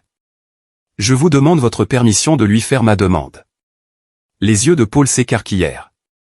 Il ne se courtisait que depuis 6 semaines. « Votre grâce. » C'est plutôt soudain. « Laisse, conta Samuel. J'ai 32 ans. J'ai passé plus d'une décennie à chercher une femme de substance, d'intelligence et de véritable caractère. Je l'ai trouvée en votre fille. Je ne vois aucune raison de tarder simplement parce que la société attend une cour plus longue. Mais Barbara, lui avez-vous parlé de cela? Retourne-t-elle vos sentiments? Je le crois, bien que je confesse vouloir obtenir votre permission avant de me déclarer pleinement. Mais Townshend, soyons honnêtes l'un envers l'autre. Votre fille n'est pas en sécurité dans votre maison. Votre épouse. Il fit une pause, choisissant soigneusement ses mots. Lady Townshend a clairement indiqué qu'elle voit Barbara comme une menace pour sa propre position. Plus vite Barbara sera retirée de cet environnement, mieux ce sera pour tout le monde. Le visage de Paul vira au rougeonte. Je sais que je l'ai manqué, que je l'ai manqué à vous, manqué à la protéger de la jalousie et de la cruauté de Selene. Si vous pouvez lui offrir sécurité et bonheur, alors vous avez ma bénédiction. Plus que ça, vous avez ma gratitude. Samuel fit sa demande ce soir-là même dans le jardin de la ville sous un ciel plein d'étoiles, avec Marie servant encore une fois de chaperon, et Éléonore Fairfax étant mystérieusement arrivée pour prêter de la bienséance à l'occasion. Mademoiselle Townshend. Barbara, commença Samuel, prenant ses 2 mains dans les siennes. Je ne suis pas un homme enclin aux envolées de fantaisie romantique, mais je suis un homme qui reconnaît la valeur quand il la voit. Vous êtes forte, intelligente, compatissante et courageuse. Vous avez enduré des années de cruauté sans devenir cruelle vous-même. Vous avez été isolée, mais n'avez pas amère. Vous êtes, en bref, la plus belle femme que j'ai jamais connue. Me feriez-vous l'extraordinaire honneur de devenir ma femme? La vision de Barbara se brouilla de larmes. Des larmes de joie pour la première fois depuis si longtemps. Oui, murmura-t-elle. Oh, oui, Samuel. 1000 fois oui. Il passa une bague à son doigt. Une émeraude entourée de diamants, la pierre exactement dans la teinte de ses yeux. Et puis, la bienséance au diable, il l'embrassa. C'était le premier baiser de Barbara, et il était tout ce qu'elle avait rêvé qu'un baiser puisse être. Tendre et passionné, doux et réclamant, plein de promesses pour l'avenir qu'ils bâtiraient ensemble. Quand ils se séparèrent, Éléonore rayonnait, Marie pleurait ouvertement, et Barbara avait l'impression qu'elle pourrait s'envoler de pur bonheur. Mais ils savaient tous que la partie la plus difficile restait à venir. Annoncer la nouvelle à Selene. La confrontation eut lieu le lendemain matin dans le salon de Townshend Manor. Samuel avait insisté pour être présent, et Paul, dans un rare élan d'énergie, avait accepté. Ils firent face à Selene ensemble, père, fille et duc, pendant que la vicomtesse se tenait seule, son visage un masque de rage à peine contrôlé. « Vous ne pouvez pas être sérieux, » dit Selene, sa voix dangereusement calme. « Vous ne vous connaissez que depuis à peine 2 mois. » « Suffisamment pour savoir que nous nous convenons, » répondit Samuel calmement. « Les fiançailles sont officielles depuis ce matin. L'annonce paraîtra dans les journaux de demain. » « Non. » La maîtrise de soi de Selene se fissura. « Je ne permettrai pas cela. Barbara est trop jeune, trop naïve. » « Barbara a 21 ans, » interrompit Paul. « Une femme adulte.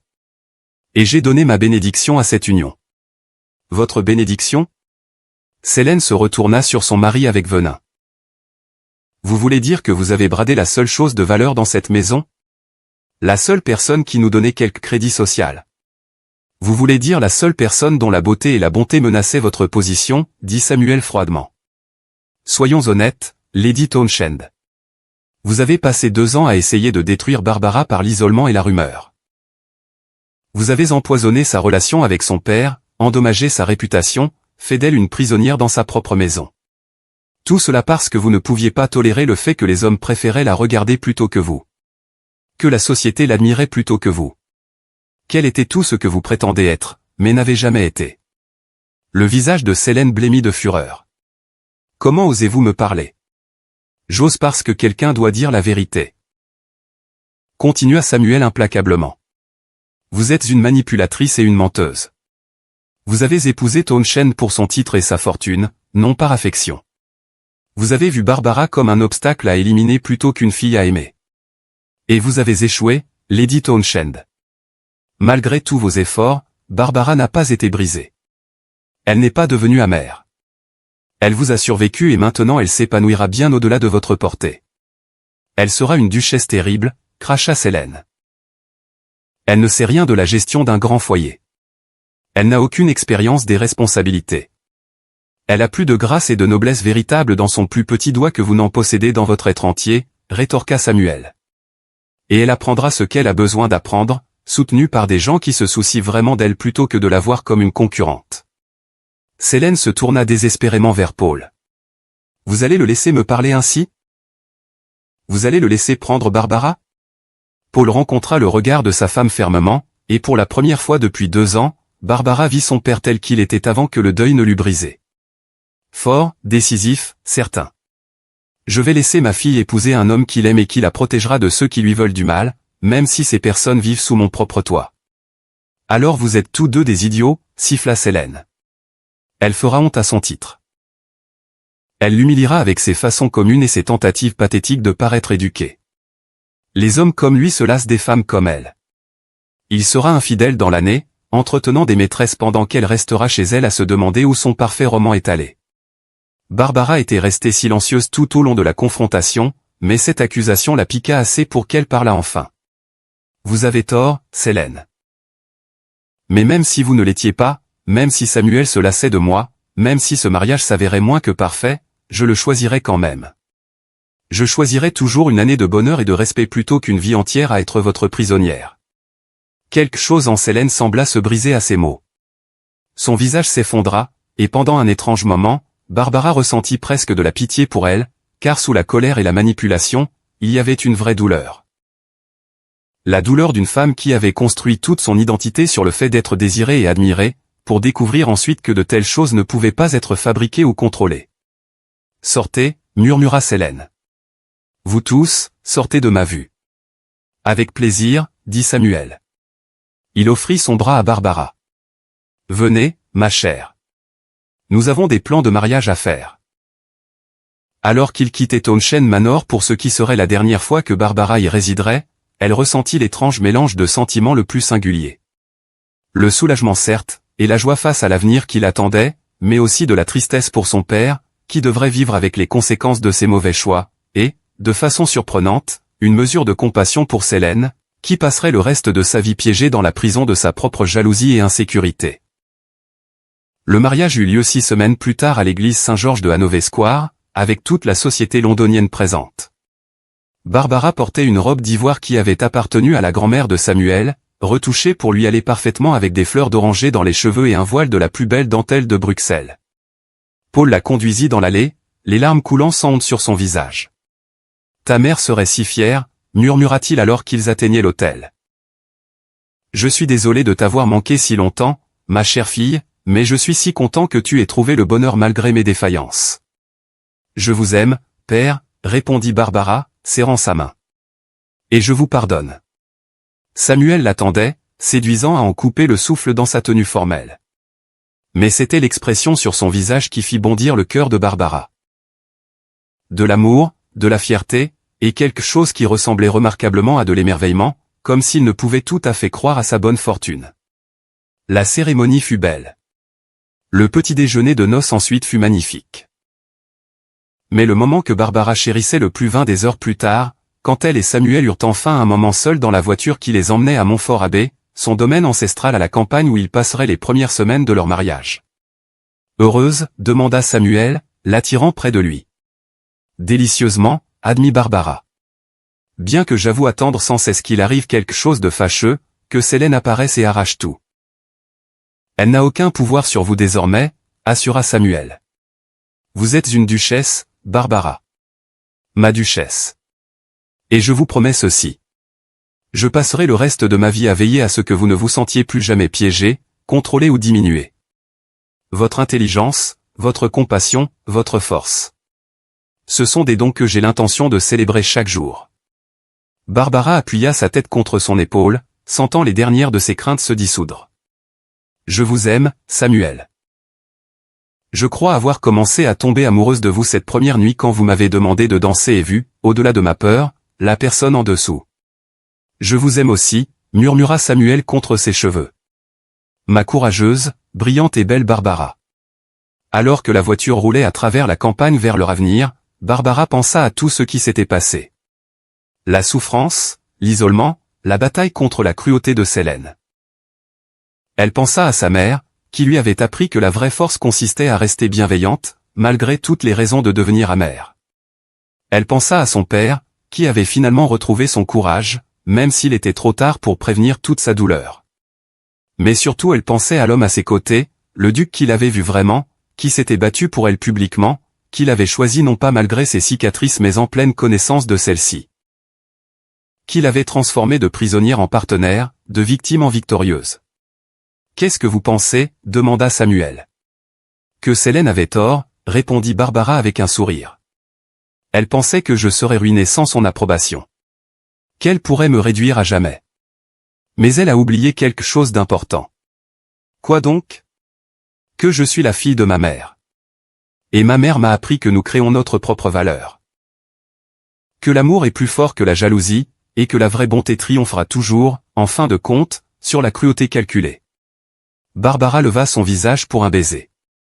Célène a essayé de me détruire. Au lieu de cela, elle ne m'a rendu que plus forte, assez forte pour reconnaître le véritable amour quand il m'a trouvé. Samuel l'embrassa alors, longuement et profondément.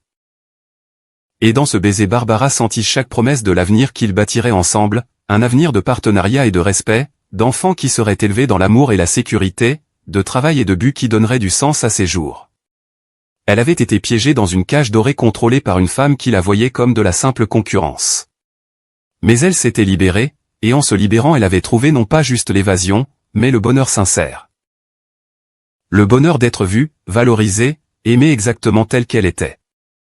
La voiture continuait de rouler à travers le crépuscule estival, portant le duc et la duchesse de Montfort vers chez eux, vers la vie, vers un amour qui durerait longtemps après que les derniers échos de la jalousie de Célène se seraient évanouis en rien. 3 ans plus tard, les jardins de Montfort-Abbé étaient en pleine floraison. Des roses, de la lavande et du chèvrefeuille créaient une tapisserie de couleurs et de parfums qui rappelait puissamment à Barbara les jardins bien-aimés de sa mère à Townshend Manor. Elle les avait recréés ici avec l'enthousiaste soutien de Samuel, et passait maintenant des heures parmi les fleurs avec sa fille, Élisabeth âgée de 2 ans, nommée pour la grand-mère qu'elle ne rencontrerait jamais, mais dont l'héritage vivait dans chaque acte bienveillant et chaque mot réfléchi. Maman. La petite Élisabeth trottina vers elle, serrant une marguerite légèrement écrasée. Jolie. Très jolie, mon cœur, convint Barbara, soulevant sa fille et la faisant tournoyer jusqu'à ce qu'elle crie de rire. Samuel apparut sur la terrasse, leur nourrisson dans les bras. Voilà mes filles, appela-t-il avec un sourire. Et voici votre frère, qui vient de se réveiller et réclame sa mère avec une certaine insistance. Barbara porta Élisabeth jusqu'à la terrasse et fit l'échange. Paul Samuel Montfort, nommé pour les deux grands-pères, émettait actuellement des bruits impérieux qui suggéraient que l'heure du repas était venue. Elle s'installa dans un fauteuil pour le nourrir, Élisabeth grimpant dans les genoux de Samuel, et pendant un moment ils étaient simplement une famille, contentant la présence de l'autre. « J'ai eu une lettre de père ce matin », dit Barbara alors que le jeune Paul Samuel s'alimentait tranquillement. Il a finalement pris la décision qu'il méditait depuis un certain temps. Il engage une procédure de séparation d'avec Célène. Les sourcils de Samuel se levèrent. Après tout ce temps, qu'est-ce qu'il a décidé? Apparemment, Célène a commis l'erreur de diriger sa venin vers quelqu'un avec plus de pouvoir qu'elle n'avait prévu, la duchesse douairière de Malbras. Elle a répandu quelques rumeurs sur la petite fille de la duchesse, et son Altesse a répondu en excluant complètement Célène de la société. Sans position sociale, l'emprise de Célène sur père a finalement cédé. L'expression de Barbara devint pensive. Il dit qu'il prévoit de se retirer à la campagne, loin de Londres et de tous ses souvenirs. Il veut savoir s'il peut venir rendre visite pour rencontrer ses petits-enfants convenablement. « Qu'est-ce que vous voulez ?» demanda Samuel. Connaissant son histoire, c'était une question complexe. Barbara regarda ses enfants, sa fille jouant avec le porte-montre de son père, son fils s'alimentant paisiblement. Tous deux le parfait tableau de sécurité et d'amour. « Je veux qu'ils les connaissent », décida-t-elle. Il a fait de terribles erreurs, mais il était aussi le grand amour de ma mère. Et en fin de compte, il a essayé de réparer ses torts. Cela doit compter pour quelque chose. Alors il est bienvenu ici, dit Samuel fermement. À une condition. Célène n'est jamais à mettre les pieds sur les terres de Montfort. Ni maintenant, ni jamais. D'accord, dit Barbara avec conviction. Ils avaient peu entendu parler de Célène depuis le mariage. Coupée des connexions sociales qu'elle avait si soigneusement cultivées, faisant face à la séparation d'un mari qui la voyait enfin clairement, l'ancienne vicomtesse s'était retirée dans un petit domaine que Paul avait fourni, plus qu'elle ne méritait penser Barbara, mais suffisant pour la loger et la nourrir. Les commérages suggéraient que Célène passait ses jours dans un isolement amer, ne voyant personne, pleurant la vie et le statut qu'elle avait perdu par sa propre cruauté. Barbara ne ressentait aucune satisfaction dans la chute de sa belle-mère, mais non plus de culpabilité. Célène avait fait ses choix.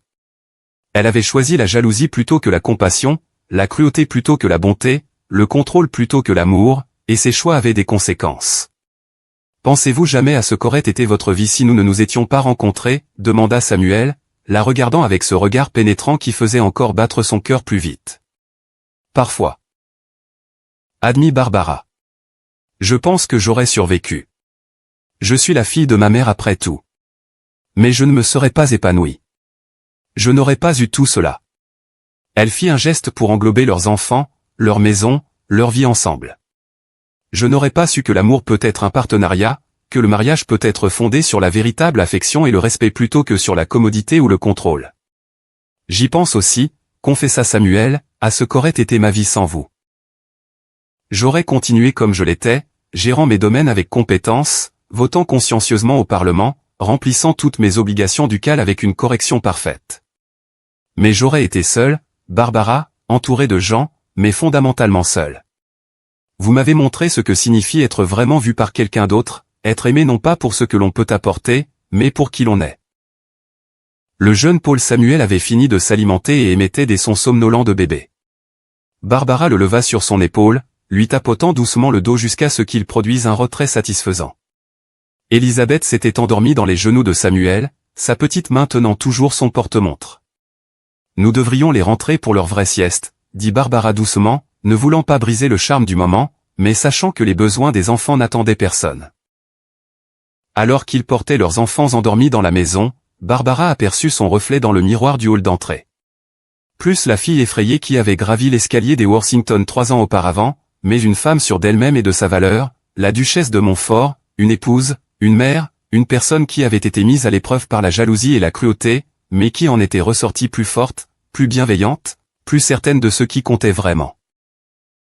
Elle pensait parfois à Célène, de la façon dont on pense à une tempête passée, avec soulagement d'avoir survécu, mais sans la colère qui l'aurait jadis consumée. Célène avait été son grand épreuve, mais aussi, d'une étrange façon, sa grande institutrice. Elle avait appris, à travers la cruauté de sa belle-mère, exactement quel genre de personne elle ne voulait pas devenir. Elle avait appris que la beauté sans la bonté est vide, que la position sociale sans l'intégrité est sans signification. Que le contrôle motivé par la peur ne contrôle finalement que soi-même. Plus important encore, elle avait appris que l'amour, le véritable amour, regardait au-delà des surfaces jusqu'aux âmes, que la bonne personne valoriserait sa force, son intelligence, sa compassion, plutôt que simplement son apparence, et elle avait trouvé cette personne en Samuel, qu'il aimait non pas malgré ses cicatrices, mais en pleine connaissance de celles-ci. Ce soir-là, après que les enfants furent convenablement endormis à la nurserie, Barbara et Samuel se promenèrent à travers leur jardin alors que le soleil se couchait, peignant le ciel dans des teintes d'or et de rose. « Heureuse ?» demanda Samuel, comme il lui avait demandé si souvent au cours des 3 dernières années. « Délicieusement » répondit Barbara, comme elle le faisait toujours. Mais cette fois elle ajouta.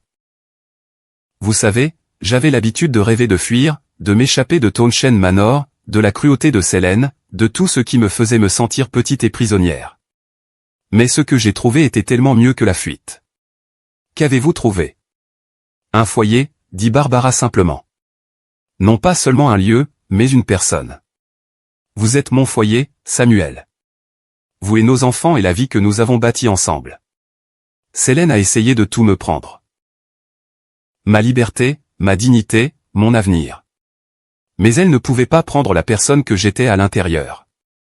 Et cette personne vous a trouvé. » Samuel l'attira près de lui, et ils se tinrent ensemble dans la lumière déclinante, respirant le parfum des roses et du chèvrefeuille, écoutant le chant du soir des oiseaux, entièrement contents dans la certitude qu'ils avaient trouvé ce que tant cherchaient sans jamais découvrir. Un amour construit non pas sur la seule passion mais sur un partenariat sincère, un respect profond, et la certitude certaine qu'ils étaient meilleurs ensemble que l'un ou l'autre ne pourrait jamais être séparément. À Londres, Célène Townshend était assise seule dans ses conditions réduites, nourrissant son amertume et ses regrets. Dans son domaine campagnard, Paul Townshend commençait le lent processus de faire la paix avec ses échecs et ses années perdues. Et à Montfort Abbey, Barbara et Samuel construisaient une vie de sens et de joie, élevant leurs enfants dans l'amour et la sécurité que chaque enfant mérite, et prouvant chaque jour que la vraie bonté triomphe toujours sur la cruauté calculée. Et sa belle-mère avait tout contrôlé, sa vie, son père, son existence même, pendant 2 années douloureuses. Mais elle n'avait jamais contrôlé, ne pouvait jamais contrôler, la seule chose qui comptait le plus. Le cœur de Barbara. Et ce cœur avait choisi l'amour, avait choisi Samuel, avait choisi un avenir rayonnant de promesses et de possibilités. C'était, pensa Barbara, alors qu'elle et Samuel rentraient dans la maison main dans la main, le meilleur genre de triomphe. Non pas la victoire sur un ennemi, mais la victoire pour l'amour, pour l'espoir, pour la conviction que peu importe l'obscurité de la nuit, le matin arrive toujours à la fin. Et quel glorieux matin cela s'était avéré être. Fin. Chère auditrice, cher auditeur, si vous avez vécu de nombreuses années et traversé bien des tempêtes, sachez ceci. L'histoire de Barbara, bien que se déroulant dans un autre temps et un autre lieu, parle d'une vérité intemporelle. Il y a des personnes dans ce monde qui essaieront de vous diminuer, de vous contrôler, de vous faire sentir petit et sans valeur. Elles le font non pas à cause d'un manque en vous, mais à cause d'un profond manque en elles-mêmes. Mais vous êtes plus fort que leur cruauté. Vous avez plus de valeur que ce qu'elles pourront jamais vous faire croire. Et quelque part, d'une façon ou d'une autre, l'amour vous attend. Peut-être l'amour romantique.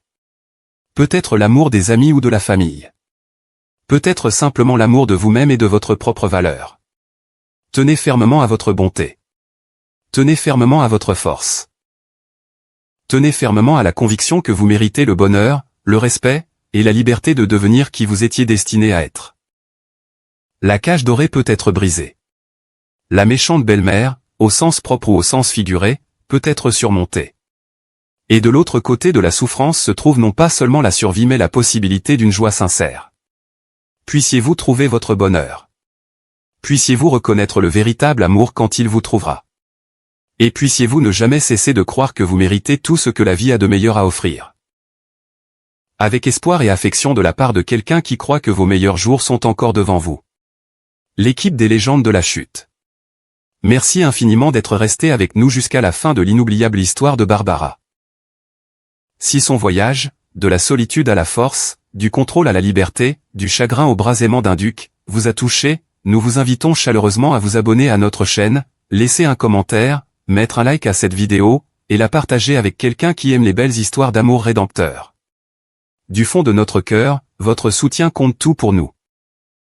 C'est ce qui nous inspire à écrire et narrer de nouveaux contes emplis d'amour, de guérison et de puissantes transformations émotionnelles. Et n'oubliez pas, à la fin de cette vidéo, une autre histoire de notre chaîne apparaîtra. Cliquez dessus et laissez-vous emporter par une autre romance émotionnelle qui vous surprendra et vous inspirera.